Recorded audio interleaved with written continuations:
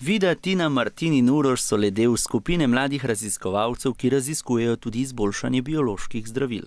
To so tiste zdravila, ki v nasprotju z navadnimi niso pripravljena iz kemičnih spojin, ampak s pomočjo molekule DNK, ki leži v vsaki od naših celic. DNK je dvojna vijačnica, ki sestavlja kromosome in gene.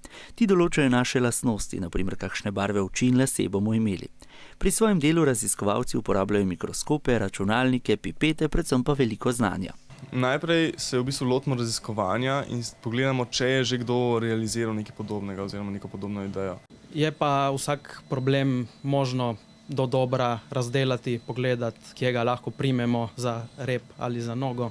Pri novih projektih je najpomembnejša ideja in teh mladim raziskovalcem ne manjka, saj so razvili mikrokapsulo manjše od 1 mm.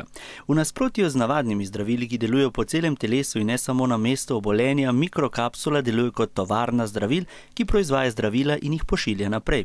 Naprimer, bolniku, ki ima težave z jetri, bi kapsulo vstavili v jetra, kjer bi pomagala pri obnovi in zdravljenju. S takim zdravilom imajo bolniki manj stranskih učinkov. Gledali smo 2 bolezni, ena je bolj poznana kot infarkt, druga je hepatitis C.